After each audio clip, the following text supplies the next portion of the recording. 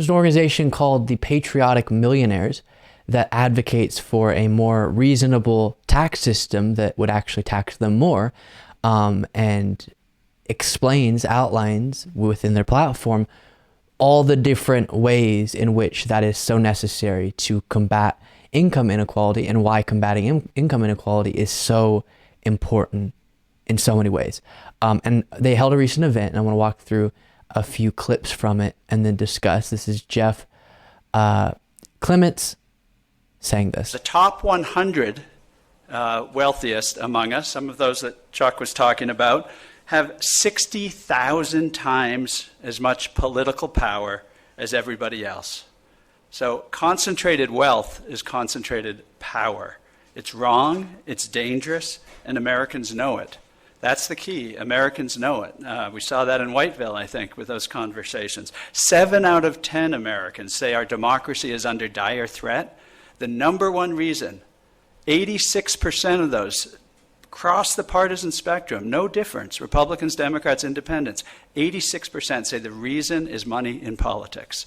And, people used to say, oh, when Americans don't care about that, they might get pissed off or whatever, but they don't really care about campaign finance. 86% say it's the number one threat to our democracy. So while, yes, having consolidated wealth drives up prices that then those who aren't experiencing the increased wealth cannot afford, and it makes their life worse. And we're seeing a situation where productivity among workers increases, but the wages don't proportionally. And that is unjust. And that is part of why income inequality should be addressed. And also, so importantly, when you allow for a society to be created where a large portion of all of the wealth in that society is held by a very small group, then that very small group has so much political power, especially in a country like the United States that has the campaign finance laws that we do, where you can influence politicians so significantly by donating a lot of that money to their PACs and their super PACs and all of that. And then serving your interests is the obvious goal of that money being spent. And often politicians follow through with that for those with the most wealth, which is not what we want. We want politicians to serve all the people, not just a small group that has all the political power because they have so much of the money. Here's the next moment from this event. So we don't have an adequate social safety net in place. What we have is over 5 decades of deregulation, militaristic investments, and a market revolution that has been supported by a neoliberal vision of supply-side economics under the lure that the structures and government subsidies that center corporate interests necessitates a market dynamism of economic activity that's going to lift all our proverbial votes. But our lived reality is that over the last 50 years, essentially all of our nation's productivity gains have gone to an elite and upper middle class, where effectively flatlining worker wages for everyone else. That's resulted in an obscene, undemocratic, dysfunctional concentration of wealth and power, especially by race, that we haven't seen since the Gilded Age. And that gets to the talking point, the idea we've been shoved for years down our throats, that if you just one more time let us push over as much wealth as possible to those at the very top, give more tax breaks to those at the very top, then we promise it'll trickle down on everyone else. You can shower in a little bit of their beautiful wealth. And it just doesn't work that way. We've had plenty of case studies, and it doesn't work that way. We've experienced the trial over and over. It doesn't work. And so no longer can we shouldn't at least fall for that talking point, the trickle-down economics. And that term gets rebranded to a million different things, but that's the idea, talking point. The other thing I want to say about that clip before moving on is I think for those who aren't really wealthy, but push for policies that don't align with what they're pushing for here, or what I push for on the show, which is a more reasonable tax system than the one we have now, a working person who thinks, no, we shouldn't tax those at the top more, and make sure they're not cheating out of their taxes at the current tax rate, as we'll get to in the next clip. The reason is because that feeling is deriving itself from some feeling of fairness, right? They shouldn't pay a higher tax rate than me because, yeah, they make more money, but it should be fair. We should all be at the same tax rate. But see, being at the same rate is just something that has been sold to us as the meaning of fair. It doesn't have to be that is creating the most reasonable, logical society for us all to exist in, because I think it's very fair, very reasonable to say a part of the social contract in this country is the government that is given the power by the people.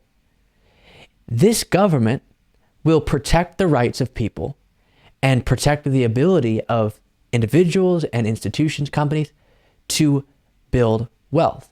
The contractual rights, protecting those abilities of companies to engage in those contracts with individuals and institutions, make sure that those obligations are upheld under the law, and property rights necessary, the monetary reality being upheld by the government. And for the service of that, being the government protecting all of the very reality economically that allows for people to even build wealth in this country.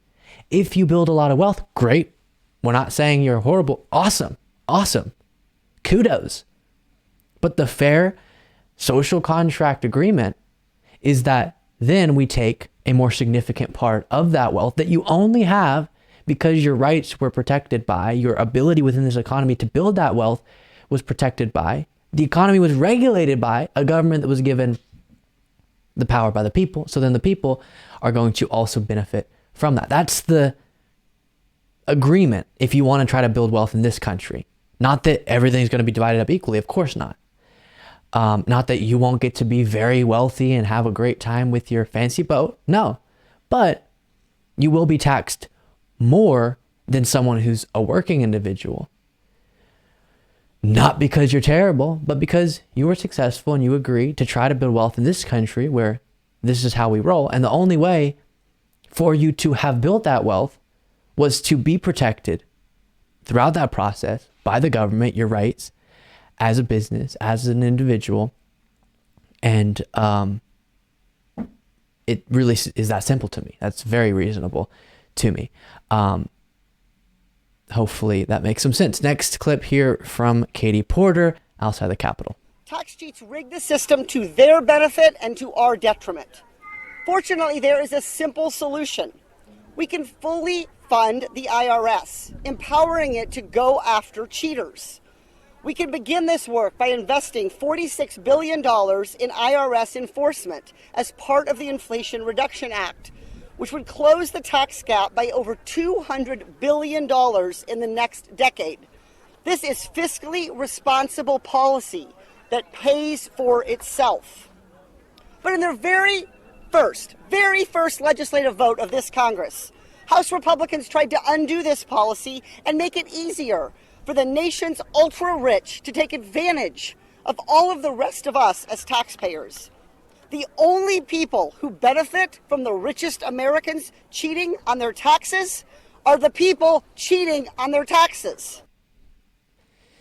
The IRS funding, the extra IRS funding action taken by the Biden administration in the Inflation Reduction Act that then Republicans were trying to repeal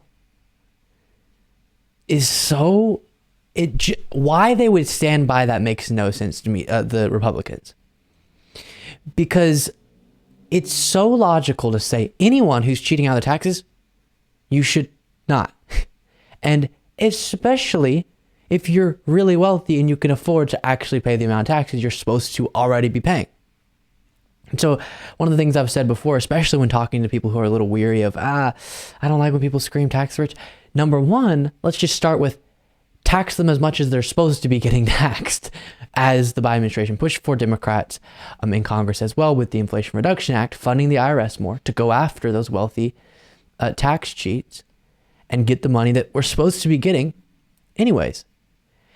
Let's just do that first and then also raise rates. But it should be something everyone agrees to, that especially those with plenty of money shouldn't be cheating out of their taxes. No one should, but those individuals we should start with.